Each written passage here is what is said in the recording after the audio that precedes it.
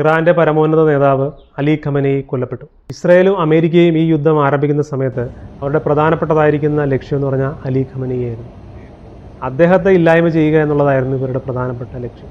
ആധ്യാത്മിക നേതാവ്, മതഭരണം വാഴുന്നതായിരിക്കുന്ന നാട്, ആ നാട്ടിലെ മതപണ്ഡിതൻ തന്നെയായിരുന്നു ഇദ്ദേഹം. അപ്പോൾ ഇദ്ദേഹത്തെ ഇല്ലായ്മ ചെയ്യുക, അതിലൂടെ മാത്രമേ ഒരു റെജീം ചേഞ്ച് ഇറാനിൽ കൊണ്ടുവരാനായിട്ട് സാധിക്കുകയുള്ളൂ എന്നുള്ളത് ഇസ്രായേലിന് നന്നായിട്ട് അറിയാമായിരുന്നു. അതുകൊണ്ട് തന്നെയാണ് ഇദ്ദേഹത്തെ വധിക്കാൻ വേണ്ടി തന്നെയാണ് അമേരിക്കയും ഇസ്രായേലും തമ്മിൽ പ്ലാൻ ചെയ്ത് ഇപ്പോൾ ഇങ്ങനെ ഒരു അറ്റാക്ക് നടന്നതെന്നുള്ള കാര്യത്തിൽ യാതൊരുവിധ സംശയമില്ല. അമേരിക്കയുടെ എയർക്രാഫ്റ്റ് കാരിയറുകൾ അവിടെ വന്ന് കിടക്കുന്ന സമയത്ത് അവർ ചുമ്മാ അത് വന്ന് കിടക്കുന്നതല്ല. ഏതെങ്കിലും കാരണവശാൽ ഈ ഖമനേയി ആ രാജ്യം വിടാനായിട്ടുള്ള സാധ്യതകളെ കൂടി നിരീക്ഷിച്ചുകൊണ്ട് തന്നെയാണ് അവരവിടെ കിടന്നതെന്നുള്ളതാണ്. ആ നിലയിൽ ഇസ്രായേലിൻ്റെയും അമേരിക്കയുടെയും പ്രധാനപ്പെട്ട ടാർഗറ്റായിരുന്നു ഖമനേയി എന്ന് പറയുന്നത്. അദ്ദേഹം ഇന്നില്ല. എന്നാൽ അദ്ദേഹം പറഞ്ഞൊരു കാര്യമുണ്ട്, ഇസ്രായേലിനെ ഉന്മൂലനം ചെയ്യുമെന്നാണ് പറഞ്ഞത്. എന്നാൽ ഇസ്രായേലിനെ ഉന്മൂലനം ചെയ്യാൻ വേണ്ടി വന്ന പലരും ഇന്നില്ല എന്നുള്ളതാണ്. അവരുടെ പ്രസിഡൻറ്റ്, ആദ്യത്തെ പ്രസിഡൻറ്റ്, അദ്ദേഹം പറഞ്ഞൊരു കാര്യമുണ്ട്. അയാൾ പറഞ്ഞത് ഇസ്രായേലിനെ ഉന്മൂലനം ചെയ്യുമെന്ന്. അതുപോലെ ഇസ്രായേലിനെതിരായിട്ട് വന്നിട്ടുള്ള എല്ലാ ശക്തികളും, എല്ലാ തീവ്രവാദ ഗ്രൂപ്പുകളും, അതിൻ്റെ നേതാക്കന്മാരും എല്ലാവരും ഒരേപോലെ സ്വരത്തിൽ പറഞ്ഞ കാര്യം ഇസ്രായേലിനെ ഉന്മൂലനം ചെയ്യുമെന്നുള്ളതാണ്. എന്നാൽ ഇന്ന് ഇസ്രായേൽ ഇപ്പോഴും ശക്തമായിട്ട് നിൽക്കുന്നു. ഈ പറഞ്ഞവരാരും ഇന്ന് ഭൂമുഖത്തില്ല എന്നുള്ളതാണ് വാസ്തവം. 1989 അധികാരത്തിൽ വന്നതായിരിക്കുന്ന ഈ ഖമനേയി ഇന്ന് 2026 ആകുമ്പോൾ ഏതാണ്ട് 36 വർഷത്തോളം എന്ത് ചെയ്തു അദ്ദേഹം ഭരിച്ചു എന്നുള്ളത്. 36 വർഷം ഒരു രാജ്യത്തെ അടക്കി ഭരിച്ചതായിരിക്കുന്ന ഏകാധിപതി. ആ രാജ്യത്തിലെ ഒരു നല്ലൊരു പക്ഷം ജനത്തിൻ്റെയും പേടി സ്വപ്നമായി മാറിയ ഏകാധിപതി. ആ ഏകാധിപതി ഇന്ന് ആ രാജ്യത്ത് ഇല്ലാതെ പെട്ടെന്ന് അദ്ദേഹം താമസിച്ചിരുന്ന വസതിയിൽ ആ കോമ്പൗണ്ട് മുഴുവൻ കത്തിച്ച് കളഞ്ഞു ഇസ്രായേൽ. ഏതാണ്ട് 30ഓളം ബോംബാണ് അവിടെ വർഷിച്ചതെന്നാണ് പറയുന്നത്. അതിൻ്റെ ഫൂട്ടേജ്, അതായത് അതിനെ തകർക്കുന്നതായിരിക്കുന്ന ഫൂട്ടേജ് ഇസ്രായേൽ തന്നെ എന്ത് ചെയ്തു, IDF തന്നെ പുറത്തുവിട്ടിട്ടുണ്ട്. മുകളിൽ നിന്നുള്ള ആകാശ ദൃശ്യം. അതായത് ഇത്രയധികം ബോംബുകൾ ഒരു ഭരണാധികാരിയെ കൊല്ലാനായിട്ട് ഉപയോഗിക്കണമെന്നുണ്ടെങ്കിൽ ഒരു കാരണവശാലും അയാളെ രക്ഷപ്പെടാൻ പാടില്ല എന്നുള്ള ഒറ്റ വാശിയുടെ പുറത്താണ് അത്രയും ബോംബുകൾ അവർ വർഷിച്ചത്. മാത്രമല്ല അവർ ആ കോമ്പൗണ്ട് മുഴുവൻ കത്തിച്ചു എന്നുള്ളതാണ്. ഏതെങ്കിലും ഒരു കൃത്യമായിരിക്കുന്ന ഒരു ബിൽഡിങ്ങിനെ ടാർഗറ്റ് ചെയ്യില്ല, അവിടെ നിന്നിരുന്ന ആ കോമ്പൗണ്ട് മുഴുവൻ അവർ കത്തിച്ചു കളഞ്ഞു എന്നുള്ളതാണ്. ഒരു തരത്തിൽ ഇയാൾ രക്ഷപ്പെടാൻ പാടില്ല എന്നുള്ള നിർബന്ധം അവർക്കുണ്ടായിരുന്നു. അവരുടെ പെഷസ്കിയാൻ എന്ന് പറയുന്നതായിരിക്കുന്ന പ്രസിഡൻറ്റ്, അദ്ദേഹത്തെക്കുറിച്ച് ഒരു വിവരവും ഇല്ല. അദ്ദേഹം ഇടക്കിടക്ക് ചില പ്രസ്താവനകൾ ഇറക്കുന്നു എന്ന് പറയുന്നതല്ലാതെ യഥാർത്ഥത്തിൽ അദ്ദേഹം ജീവിച്ചിരിപ്പുണ്ടോ ഇല്ലയെന്ന് പോലും ആർക്കും അറിയില്ല. ഇനി അദ്ദേഹത്തിൻ്റെ മകൻ അധികാരത്തിലേക്ക് വരുമെന്ന് പറയുന്നു. അയാൾക്കും ഇതേ ഗതി തന്നെ ആകാനുള്ള സാധ്യതയുണ്ട്. കാരണം ഇത് മുമ്പ് ഹിസ്ബുള്ളയുടെ നേതാവ് മരിച്ച സമയത്ത് അതിന് പകരമായിട്ട് പലരെയും മാറ്റി വെച്ചു. മാറി വന്ന തലവന്മാരെല്ലാം അങ്ങനെ കൊല ചെയ്യപ്പെടുകയുണ്ടായത്. ഇപ്പോൾ തന്നെ ഇറാൻ്റെ മറ്റ് രാഷ്ട്രീയ നേതാക്കന്മാർ പലരും എന്ത് ചെയ്തു, കൊല്ലപ്പെട്ടു. അതുപോലെ സൈനിക തലവന്മാർ കൊല്ലപ്പെട്ടു. കഴിഞ്ഞ തവണ ഇസ്രായേൽ ഇറാനെ ആക്രമിച്ച സമയത്തും ധാരാളം സൈനിക തലവന്മാർ കൊല്ലപ്പെട്ടിരുന്നു. അന്ന് ഇറാൻ ഇസ്രായേലിനെ തിരിച്ചടിച്ച സമയത്ത് ഇറാൻ്റെ വിജയം എന്ന നിലയിൽ പറഞ്ഞ ആൾക്കാരെ ഇന്ന് എവിടെയെന്നുള്ളതാണ്. ഇറാൻ്റെ പരമോന്നത നേതാവിനെ തന്നെ എന്ത് ചെയ്തു, കൊന്നുകളഞ്ഞു എന്നുള്ളതാണ്. അപ്പോൾ ഇത്ര ഒരു രാജ്യത്തിൻ്റെ പരാജയം എന്ന് പറയുന്നത് ചിന്തിച്ച് നോക്കുക. ഒരു രാജ്യത്തിൻ്റെ ഏറ്റവും അധികം സുരക്ഷയുള്ളതായിരിക്കുന്ന ആളാണ് അവിടുത്തെ പരമാധികാരി എന്ന് പറയുന്നത്. ആ പരമാധികാരിയുടെ ഗതി ഇതാണെന്നുണ്ടെങ്കിലേ ബാക്കിയുള്ളവരുടെ കാര്യം നമ്മൾ ഒന്ന് ചിന്തിച്ച് നോക്കുക. അതുകൊണ്ടാണ് ട്രംപ് നേരത്തെ പറഞ്ഞപ്പോൾ അവിടുത്തെ സൈന്യത്തിനും വാർണിംഗ് കൊടുത്തു, നിങ്ങൾ എന്ത് ചെയ്യുക, ആയുധം വെച്ച് കീഴടങ്ങാൻ പറഞ്ഞ കാര്യം. നിങ്ങളുടെ ഭരണാധികാരിക്ക് വരാൻ വേണ്ടി പോകുന്ന അവസ്ഥ ഇതാണ്. നിങ്ങളുടെ ഭരണാധികാരിയെ മരണത്തിൽ നിന്ന് രക്ഷിക്കാൻ നിങ്ങളുടെ ഒരു സംവിധാനത്തിനും കഴിയില്ല. അങ്ങനെയെങ്കിലേ നിങ്ങളുടെ അവസ്ഥ എന്താകും എന്നുള്ളതാണ്. അതുകൊണ്ട് ഈ യുദ്ധം ജയിക്കില്ല എന്നുള്ള കാര്യം ഏതാണ്ട് ഉറപ്പാണ്. ഇപ്പോൾ ഒമാൻ എന്ന് പറയുന്ന രാജ്യം, ആ രാജ്യത്ത് അമേരിക്കയുടെ ബേസുകൾ ഇല്ലെന്നാണ് പറയുന്നത്. ആ രാജ്യത്തെ പോലും ഇപ്പോൾ ആരടിച്ചിരിക്കുകയാണ്, ഇറാൻ കയറി അടിച്ചിരിക്കുകയാണ്. അപ്പോൾ അവർ തന്നെ ചോദിക്കണം, നിങ്ങൾ ഞങ്ങളെ എന്തിനാണ് ആക്രമിച്ചത്? പലപ്പോഴും ഒമാനാണ് ഈ മധ്യസ്ഥ ചർച്ചയ്ക്കൊക്കെ പോകുന്നത്. ഇറാനുമായിട്ടുള്ള പ്രശ്നം പരിഹരിക്കാൻ വേണ്ടി പോയിരുന്ന രാജ്യമാണ് ഒമാൻ എന്ന് പറയുന്നത്.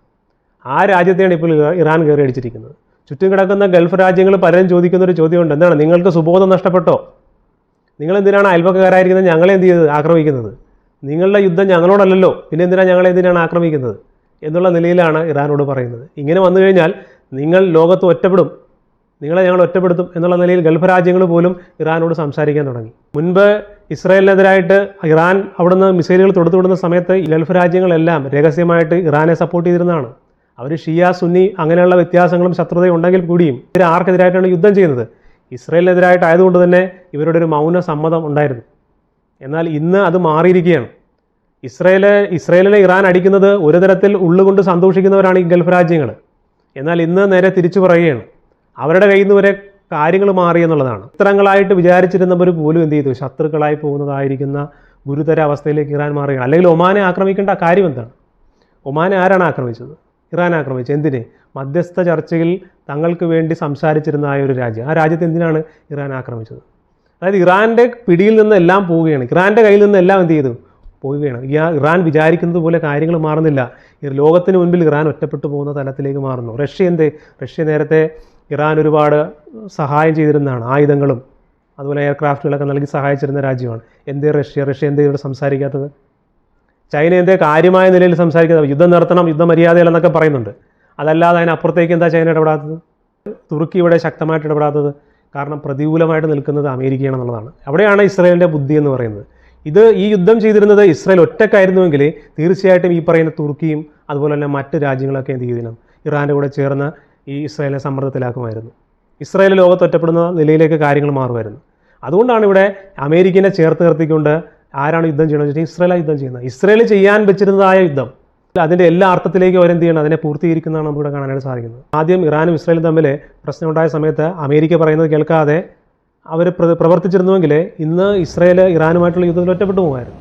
അമേരിക്ക പറഞ്ഞ് കേട്ടു, അമേരിക്കയുടെ കൂടെ നിന്നു. പോരാത്തിന് ട്രംപ് പറഞ്ഞു നിങ്ങൾക്ക് അവസരം തരാം എന്ന് പറഞ്ഞ് അങ്ങനെ നിർത്തി തഞ്ചത്തിന് അതിൻ്റെ അവസരം ഒരുക്കി കൊടുത്താണ് ഇവിടെ കണ്ടത്.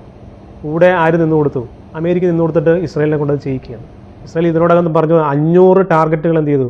അവർ ആക്രമിച്ചു കഴിഞ്ഞെന്ന് പറഞ്ഞു. ഏതാണ്ട് 200ഓളം ഫൈറ്റർ എയർക്രാഫ്റ്റുകളാണ് അവരെന്ത് ചെയ്തത്? ഈ അടിമുഴുവൻ അടിച്ചിരിക്കുന്നത്.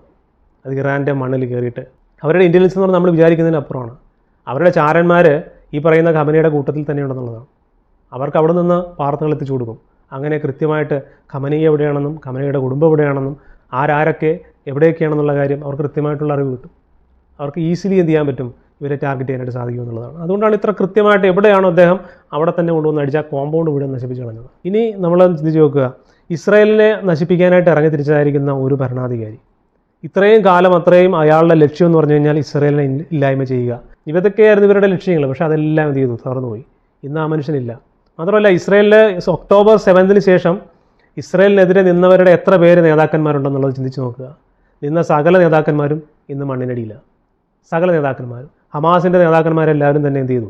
മണ്ണിനടിയിലായി.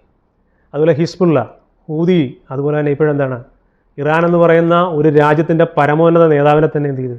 ഇല്ലാതാക്കി എന്നുള്ളതാണ്. ഇതൊക്കെ വെച്ച് നോക്കുമ്പോൾ ഇവരുടെ പ്രസിഡന്റ് ഹെലികോപ്റ്റർ അപകടത്തിൽ മരിച്ചതും നമ്മൾക്ക് എങ്ങനെയായിരിക്കും മരിച്ചിട്ടുള്ളത് നമുക്ക് ഊഹിക്കാവുന്നതേ ഉള്ളൂ. ഇറാൻ അക്ഷരാർത്ഥത്തിൽ കത്തുകയാണെന്നുള്ളതാണ്. ഇറാൻ്റെ പല മേഖലകളും അവർ ടാർഗറ്റ് ചെയ്ത് വെച്ചിരിക്കുന്നത്. ട്രംപ് പറഞ്ഞത് ഏതാണ്ട് 1000ഓളം മേഖല എന്ത് ചെയ്തു? അവർ ടാർഗറ്റ് ചെയ്ത് വെച്ചിട്ടുണ്ടെന്നാണ് പറയുന്നത്. കീഴടങ്ങിയില്ലെന്നുണ്ടെങ്കിൽ അതെല്ലാം എന്ത് ചെയ്യും? അടിച്ച് നശിപ്പിച്ച് കളയും എന്നാണ് പറഞ്ഞിരിക്കുന്നത്. അപ്പോൾ അത്ര ശക്തമായിരിക്കുന്ന ഒരു യുദ്ധം. പോരാത്തതിന് ഈ പറയുന്ന ഗൾഫ് രാജ്യങ്ങളൊക്കെ കൂടി എന്ത് ചെയ്തു? അതിനെതിരായിട്ട് നിൽക്കുന്നു എന്നുള്ളതാണ്. അവരെ ആക്രമിക്കാതിരുന്നെങ്കിൽ അവരോട് സപ്പോർട്ട് കിട്ടുമായിരുന്നു. ഇപ്പോൾ അവരെ കയറി ആക്രമിച്ചു. അവരെ കയറി ആക്രമിക്കുന്നൊരു കാര്യമുണ്ട്. ഈ ഇസ്രായേലിലേക്ക് ഈ മിസൈലുകൾ മുഴുവൻ അയച്ചിട്ട് കാര്യമില്ല. അവിടെ ചെല്ലുന്നതിന് മുമ്പ് തന്നെ കുറേ അധികം അവർ പൊട്ടിച്ച് കളയും.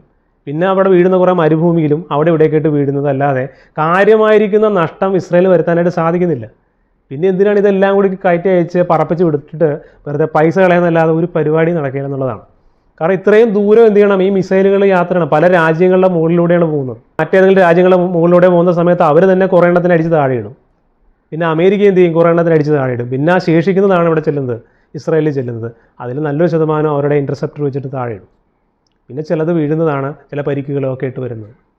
അതല്ലാതെ കാര്യമായിട്ട് മുറിവേൽപ്പിക്കാനായിട്ട് ഇറാനെ കൊണ്ട് സാധിക്കില്ല എന്നുള്ളതാണ്. അതുകൊണ്ടാണ് ഈ പറയുന്നത് അടുത്ത് കിടക്കുന്ന അമേരിക്കൻ ബേസുകളുള്ള രാജ്യങ്ങളെ അടിക്കുന്നത്. ഇറാൻ അമേരിക്കയുടെ ബേസിനെ അടിക്കുന്നതെന്ന് പറഞ്ഞ് വിടുന്നതായിരിക്കും. മിസൈലൊക്കെ ചെന്ന് വീഴുന്നത് എവിടെയാണ്? ജനവാസ മേഖലയിലാണ് ചെന്ന് വീഴുന്നത്, ഫ്ലാറ്റുകളിൽ ചെന്ന് ഇടിക്കുന്നു. അല്ലാതെ അമേരിക്കയുടെ ഏതെങ്കിലും ഒരു ബേസിൽ ചെന്ന് പൊട്ടിയിട്ട് അവിടുത്തെ സൈനികർ മരിച്ചതായിട്ടോ അല്ലെങ്കിൽ അവരുടെ മറ്റ് സംവിധാനങ്ങൾ നശിച്ചതായിട്ടോ വല്ലോ എവിഡൻസും ഉണ്ടോ? അപ്പോൾ ചെന്ന് വീഴുന്നത് മുഴുവൻ എവിടെയാണ്? ഈ ജനവാസ മേഖലയിൽ ചെന്ന് തട്ടി വീണിട്ട് അവിടെ പൊട്ടി സാധാരണക്കാർക്ക് എന്ത് ചെയ്യുന്നു? പരിക്ക് പറ്റുന്നതല്ലാതെ മറ്റ് കാര്യമായിട്ട് ഒരു പ്രഹരം ഏൽപ്പിക്കാനായിട്ട് ഇവർക്ക് സാധിക്കുന്നില്ല എന്നുള്ളതാണ്. അല്ലെങ്കിൽ ഈ 10-200 എയർക്രാഫ്റ്റുകൾ അതിലൂടെ പറഞ്ഞിട്ട് ഏതെങ്കിലും ഒരെണ്ണത്തിനെ അടിച്ചിടാനായിട്ട് ഇറാന് സാധിച്ചോ? ഇറാൻ്റെ എയർ ഡിഫൻസ് സിസ്റ്റത്തിന് സാധിച്ചോ? അത്ര മികവുള്ള എയർ ഡിഫൻസ് സിസ്റ്റം ഒന്നും അവർക്കില്ല. പിന്നെ എങ്ങനെ സാധിക്കാനാണ്? അപ്പോൾ തികച്ചും ഇറാൻ എന്ത് ചെയ്തു?